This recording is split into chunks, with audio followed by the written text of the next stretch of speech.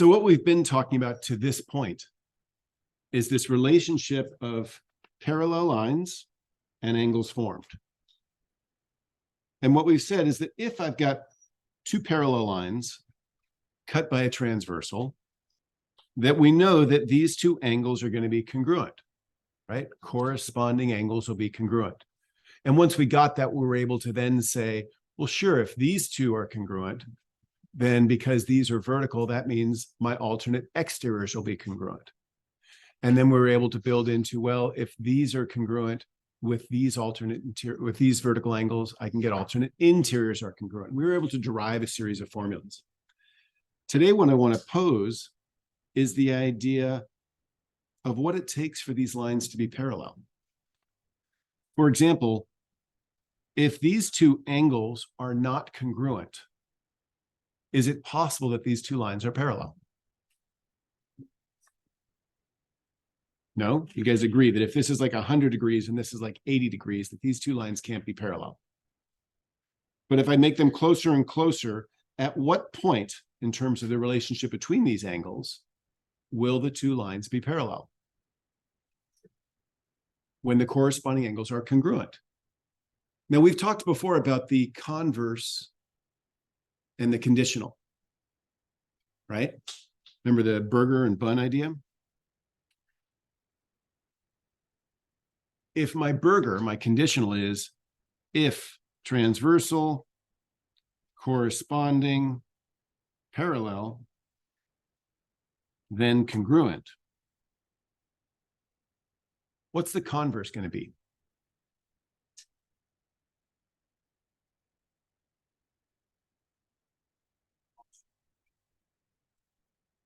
That's the inverse. Converse is where they trade places, right? Oh, if congruent, then blah, blah, blah, blah. Yes and no. You're right. The congruent is now moving to the hypothesis side. But are we really thinking about the idea that in the event that two angles are congruent, suddenly they're forced into having a transversal and that the angles are corresponding? That doesn't make any sense, does it? Remember when we talked about the logical negation, we said, if you flip a coin, then it rolls a six, it comes up heads.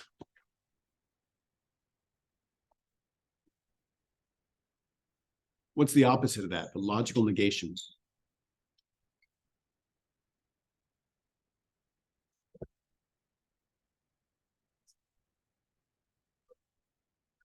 If it comes up heads, then you flip a coin.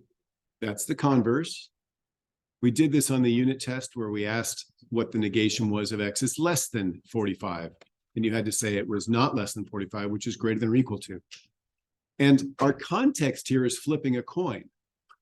So it's as if we're talking about an Euler diagram or a Venn diagram and saying, if we flip a coin, then it comes up heads. And the negative of that would be, if we flip a coin, then it doesn't come up heads. This is not the way to do it.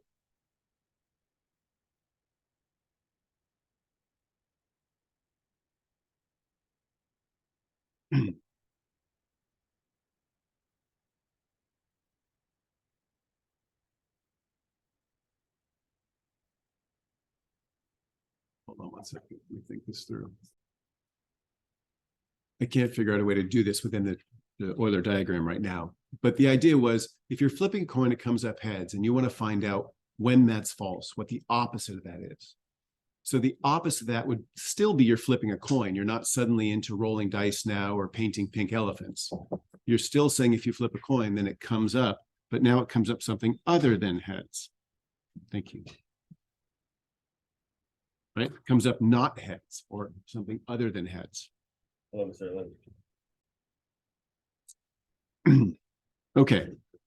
So when I'm talking about if transversal, corresponding, parallel, then congruent, this transversal and corresponding, even though we phrase it as part of the hypothesis, it's actually not explicitly part of the hypothesis, it's part of the context. And so what we're going to be saying is, if the original conditional is if parallel, transversal, and corresponding, then congruent. The converse of this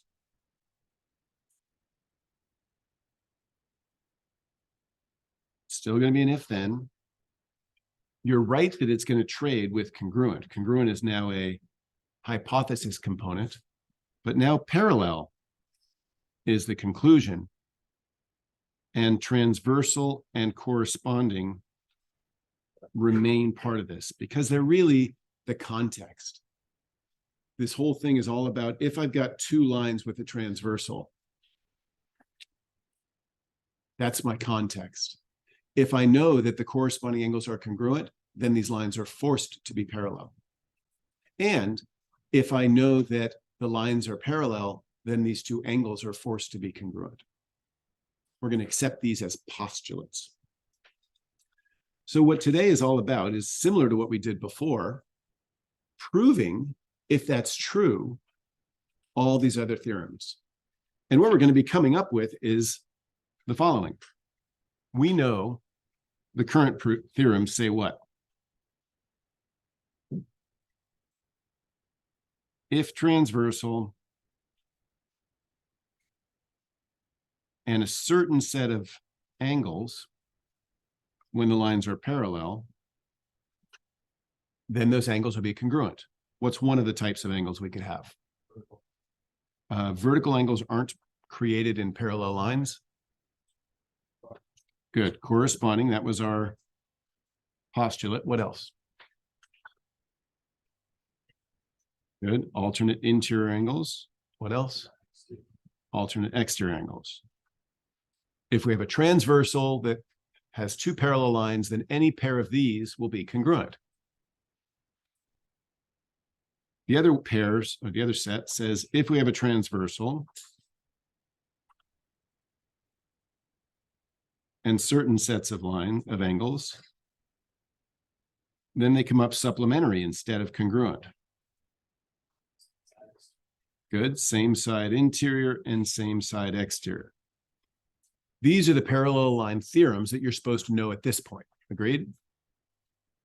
What I'm suggesting is now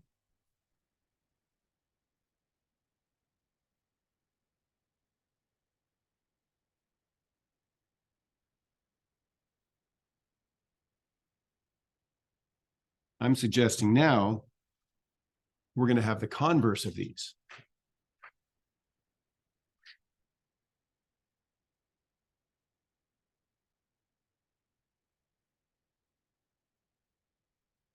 So we're still going to say that if I have a transversal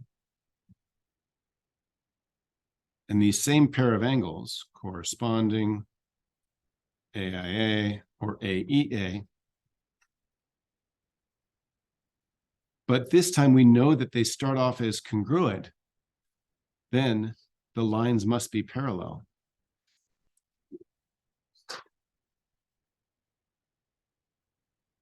And if transversal SSI and SSE, then what goes here? Good. If we know that those angles are supplementary, then the lines must be parallel. So this is what today's all about. And it's kind of a redo of what we did the other day, where we proved all of these theorems. So please take out this sheet. And what we're going to do is only accept the postulate that we just agreed to. But if we know that these two angles are congruent, then we know that these two lines are parallel. That's the postulate, corresponding angles postulate. So in order for us to prove if two lines cut by a transversal so that the alternate interior angles are congruent, then the lines are parallel. We want to prove that if 3 and 6 are congruent, these lines are parallel. So we start by saying 6 is congruent to 3 because it tells us that in our hypothesis, alternate interior angles are congruent. The specific case in here is 6 and 3. What would be my reason for that? Given. Now, before I go further, remember when I talked about the Denny's breakfast menu for kids? When you get a menu at one of those places and you're like 8 years old, it's always got a maze on it. And what's the guaranteed way you can get through that maze? Starting at the end. Draw a line, but you got to go to the end to figure out where you're coming out of, usually. Maybe you're one of those brilliant folks that can do it, but I always had to go to the end. So the end, the last step is we're trying to prove that these two lines are parallel. And what I'm saying is we can only use the corresponding angles postulate. If two lines cut by a transversal such that corresponding angles are congruent, then the lines are parallel. This is the only one we get to use to say the lines are parallel right now. We don't have any theorems. We got to use this postulate. There are 3 hypotheses components involved in this. We got to satisfy all 3 before we can possibly get to making this conclusion. One hypothesis component is that there's a transversal. So let's say that T is a transversal of L and M. And we can either say that's given because it's written here. We could also say definition of transversal because it comes out of the picture. Next, we want to have corresponding angles, specifically that are congruent. So I'm going to spend the whole rest of this chunk building to the idea that corresponding angles are congruent. In this picture, which angles are corresponding? 6 and 2. I'm given that 6 and 3 are congruent. So my goal is to get 2 involved. How do I get 2 in the game? Yep. I'm going to say 3 and 2 are vertical angles. Good. That's the definition of vertical angles. And if they're vertical, I get to say, yep, if 2 angles are vertical, then they're congruent. Notice that my hypothesis was previously established. My conclusion is what I'm stating right now. So now I've got 6 is congruent to 3, and 3 is congruent to 2. I can apply the transitive property of congruence to say that means that 6 is congruent to 2. And are those my corresponding angles congruent that I wanted? Yeah, I just haven't said they're corresponding angles. So let's do that. 6 and 2 are corresponding angles. And that's because the definition of corresponding angles. So now I've got my transversal. I stated that. I've got that they're corresponding angles, 6 and 2. And I've got that those particular angles are congruent. That's enough for me to claim that these lines are parallel. We've now proven that just by being given alternate interior angles congruent, these lines must be parallel. Any questions?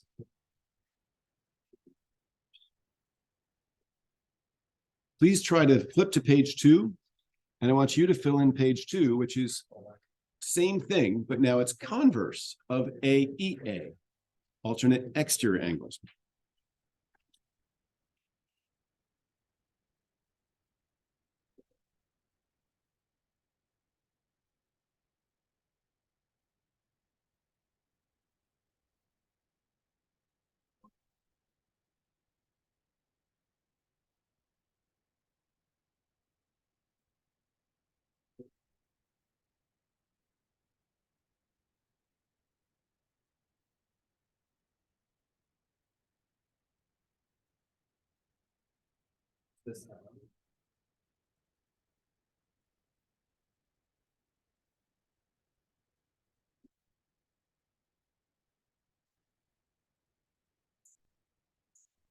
You guys are filling this out yourselves.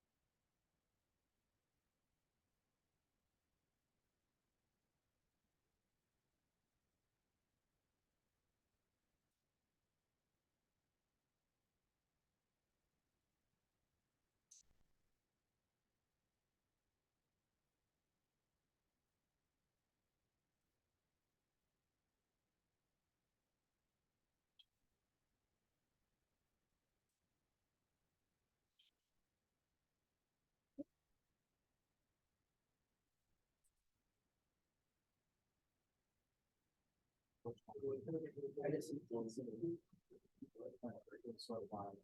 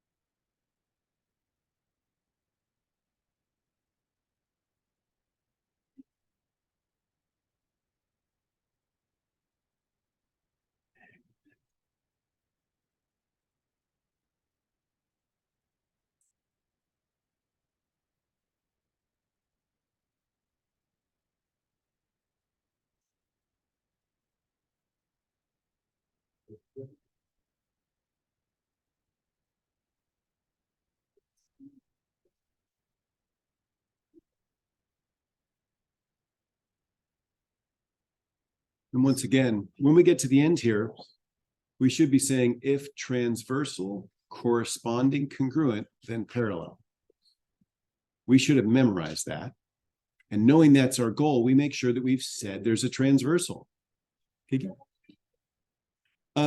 Do these three have to be in that order? No. Do these have to be in any particular order? No. You just have to make sure that by the time you make this claim, you've satisfied all three things. You've said that there's a transversal, you've identified the corresponding angles, and said that those particular angles are also congruent. Once you establish those, you get to make this claim that the lines are parallel, which should match the claim you're making at that step.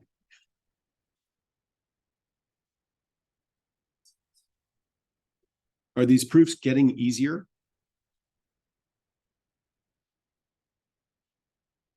They should, having gone through a number of them now. So how's that going to change for the converse of the same side interior proof? We're still going for the same goal. We're still trying to get lines are parallel. That means we're still going to use the corresponding angles postulate. In this case, it's the converse of the corresponding angles postulate. If transversal, corresponding, congruent, then the lines are parallel. So here's the transversal. We can just say that. Definition of what? Transversal. Which angles are the corresponding ones? 2 and 6. So let's say that at some point. Looks like the second to last line. 6 and 2 are corresponding angles. Definition of.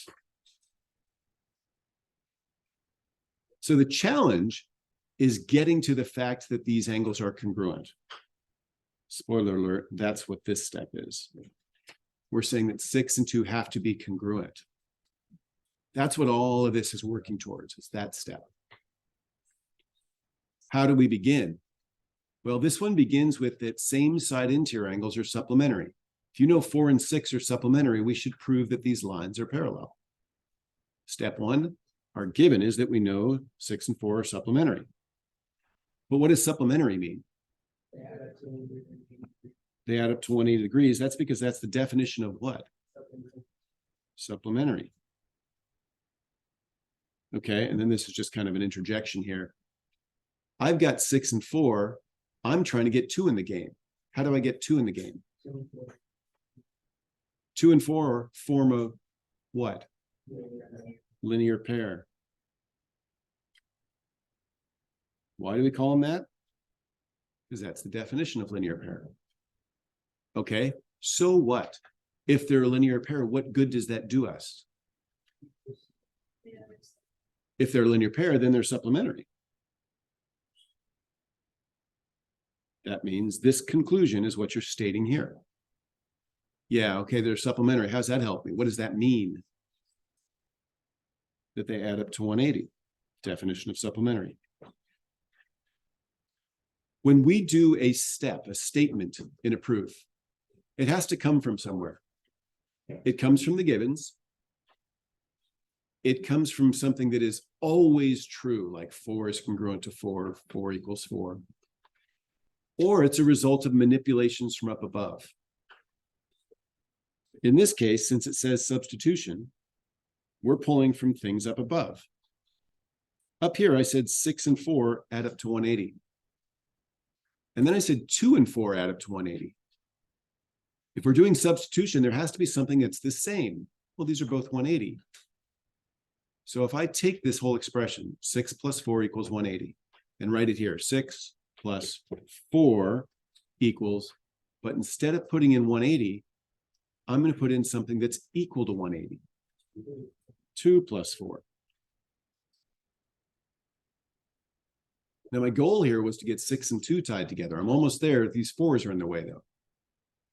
I can subtract them from both sides, but I have to first acknowledge that they must be congruent or equal value for me to subtract them from both sides. So the reflexive property lets me say that. Then how do I get to measure of 6 equals measure of 2? Yep, subtraction property of quality. Then I'm going to change it from equals into congruence by saying that's the definition of congruent angles.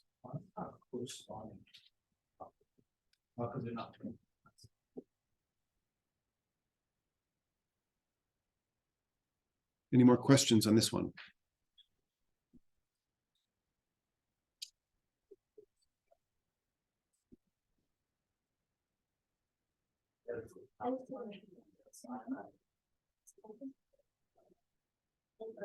Okay.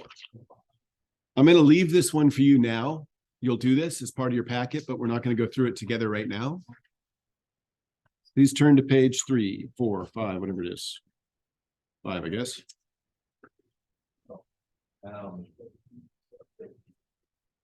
This is intimidating looking, but let me show you what we're going after here. Which of these lines are parallel? That's a little S, hard to see.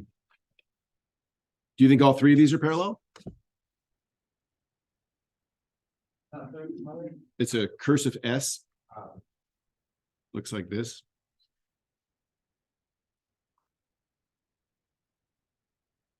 How do I know which of these lines are parallel? They all look parallel, but that's not enough. I can't make a conclusion based on N and S. yeah, Why? because they're both 55 degrees and they're cut by a 3 angles. Ah, you see that these 2 angles are in a certain relationship. They're called corresponding angles. And I know the rule. If corresponding angles are congruent, then the lines are parallel. And in this picture, the 55 degrees are corresponding and congruent. That means lines N and S are parallel. That's an example. So what about this one?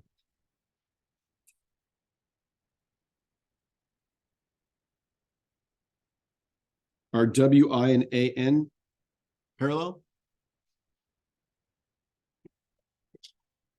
No, because the corresponding angles are different.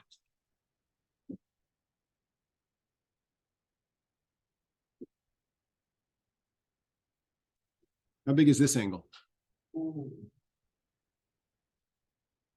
84.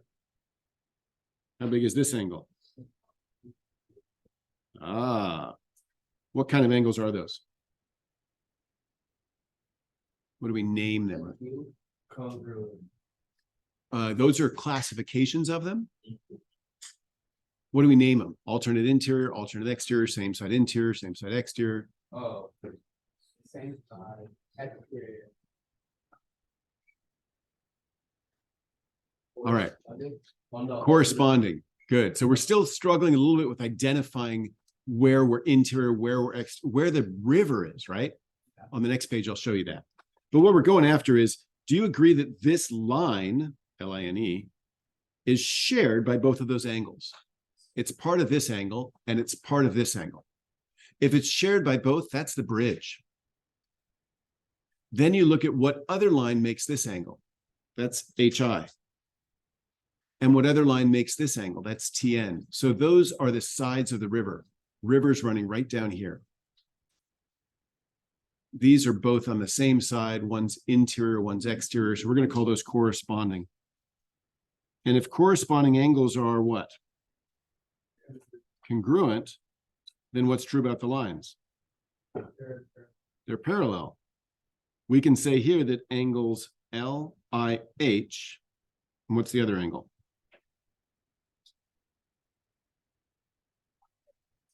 INT are corresponding and congruent. So, or therefore, HI segment must be parallel to TN segment.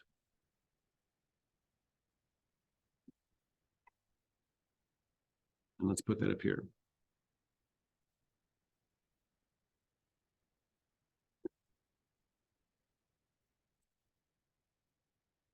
Because we're talking about the objects. The objects are parallel, not their lengths or measures. Okay, take a look at number 2.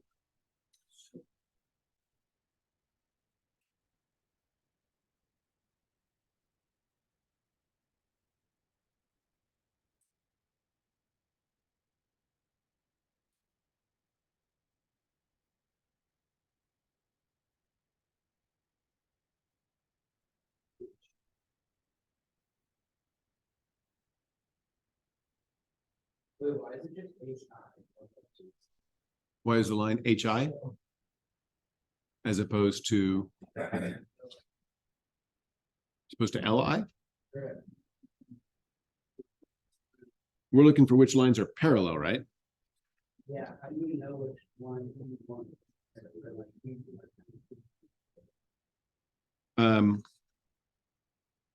Because it's like WI and AN.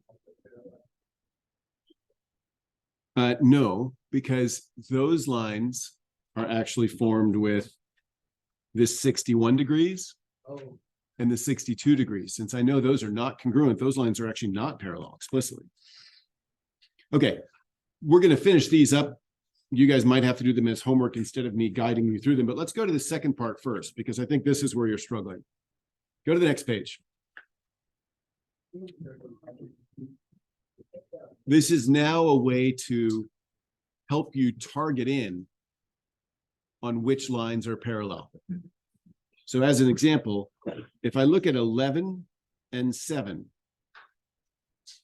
this is the example. 11 and 7. First, I'm looking for what is the line that touches both of them. It's FE, right? So that's our bridge. And if that bridge is building 11 here, then the other line that forms 11 would have to be the part of the river with the other line that forms 7. So these two are the edges of the river, the banks of the river, which means BF and CE are the lines that would have to be parallel. Let's take a look at 1 and 8. Here's 1, here's 8. Do they have a bridge? They do, AF, right?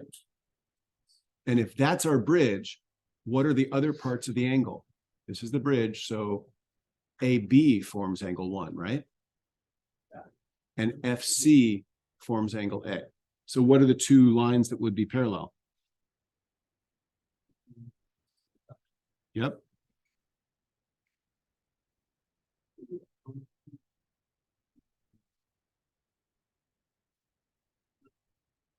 All right, let's jump down to J, please. So look at 5 and 9. Here's 5, here's 9. Do you see the bridge? FC is the bridge because it's shared by both, which means what have to be the parallel lines? A. F, and AB. BF, not AB. We're talking about 5 and 9 now. BF and EC. BF and CE, right?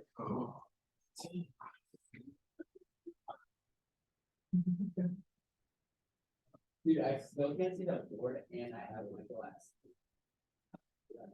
Superpowers. All right. What about C over here? This one says that angle 1 is equal to angle 4, which is equal to 90 degrees. Do you see the bridge between 1 and 4?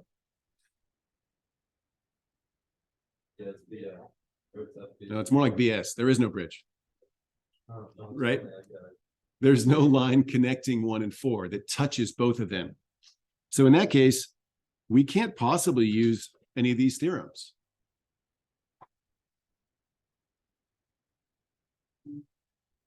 What about 4 and 7?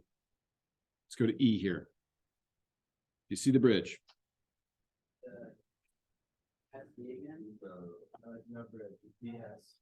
It's BS, right? Because 7 is formed by EC and FE. 4 is formed by FC and BC. Sure, it touches that point there, but that's not really forming the angle. So that would, again, be a none. So this activity, I think, will help you get to that point of understanding which lines are parallel.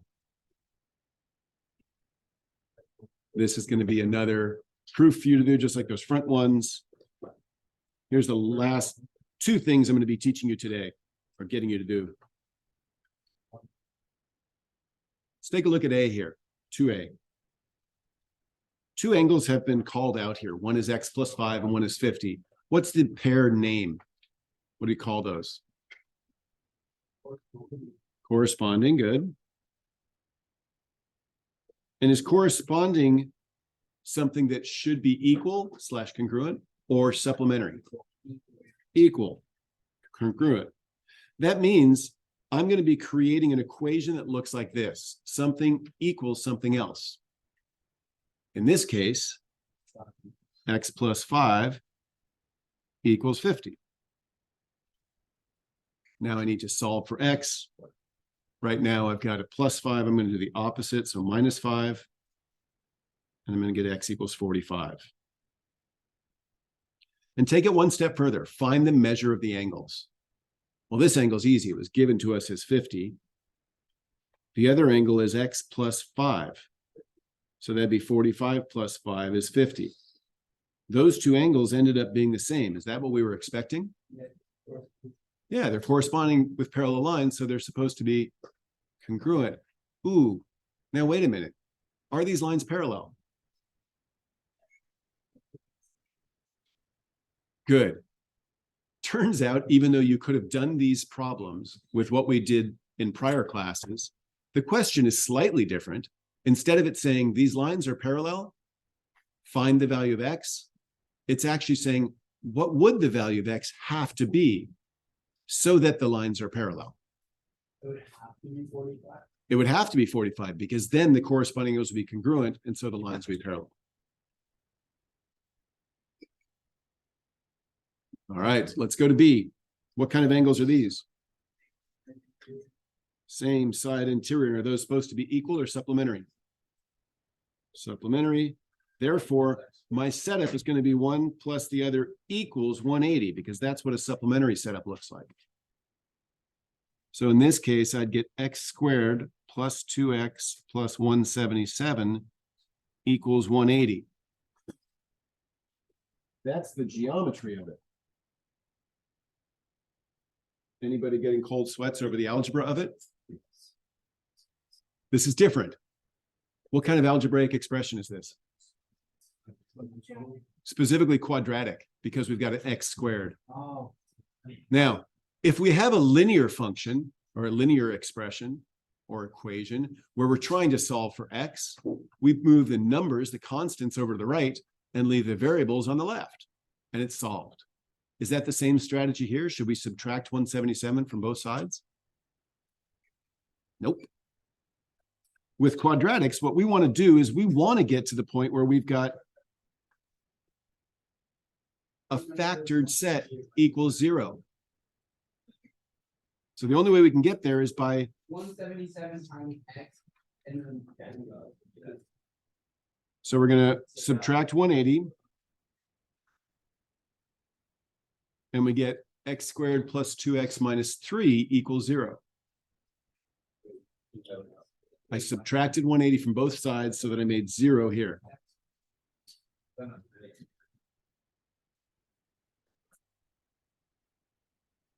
Now, this is algebra, right? It's the culmination of algebra, so it might be a little rusty for you guys. I have placed a video on Canvas modules that walks through this more carefully about how to solve quadratic equations. But here's the way I would do this. I would start by creating a diamond. And this -3 goes on top. And this +2 goes on the bottom. What multiplies together to make -3? And while at the same time adds together to make it +2. If it were -2 and -1, then it would multiply together to make +2 and add together to make -3. So it's 3 and -1. So it multiplies to make a -3 and adds to make a +2. Now I'm going to take you through the longer process here. Yeah, there's a shortcut for this. But what I want to do is I want to expand this. I'm going to make this x squared. Instead of a +2x, I'm going to split it up into these two things.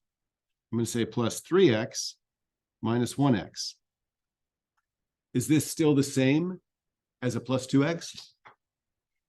Together, they still add to a +2x, right? Yeah. I've just broken it out in a special way. Now I'm going to factor by grouping. I'm going to take this x squared and call it x times x. And I'm going to take this as 3 times x. What's common to both of these? X. What's left when I take out an x from each of them is x plus 3.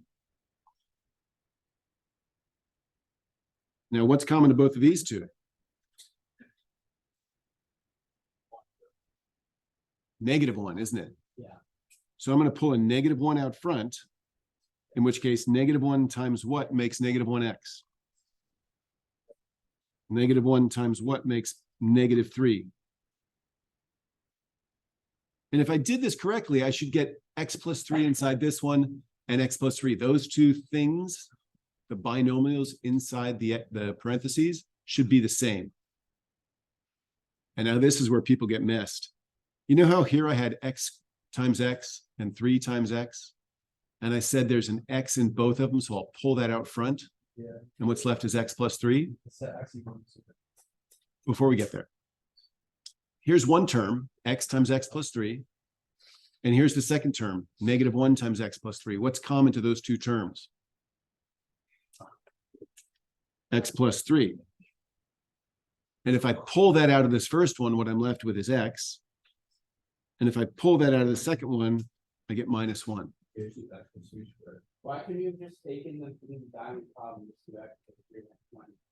So that is a shortcut that works for a very few number of scenarios. It would have worked for this one, but I thought it was. Doesn't have to be like a perfect square. No, it's just got to work with a lead coefficient of 1. So now, here's the important part. We've now got this binomial times this binomial equals 0. The 0 product property says the only way two numbers can multiply together to make 0 is if one of them is 0. So either x plus 3 equals 0 or x minus 1 equals 0. If I subtract 3 here, I get that x equals -3. If I add 1 here, I get x equals 1. And because it's quadratic, we expect to get 2 answers. What happens if x is -3? Well, this angle is still 177. How big is the upper angle when x is -3? -3 squared is +9 minus 6, so 3. And did that work? Are these two supplementary angles? Yeah, that looks good. Say again? This one? Nope. Oh, yeah. Even though, yeah, you're right. This came out as a +3, but by the time we solve it, it comes up to be x equals the opposite of that, -3. It's true, like Gus was suggesting, you could plug these into the binomials here, but then they take on opposite signs when we actually solve them. So what if x were equal to 1? Well, this one's still 177. What's the other angle? If x is 1. It's still 3. Does that also work for being supplementary? Yeah. So both of these solutions are valid. Don't consider, please, that just because x is negative, you should throw that solution out. If it had turned this angle negative, then yeah, you would throw that solution out. Okay. You have the rest of this period to work on this packet. I do recommend that you postpone finishing up the unit review packet I gave you last class, because now that we've pushed the unit test, save that until we get through all this stuff. Work on this for now.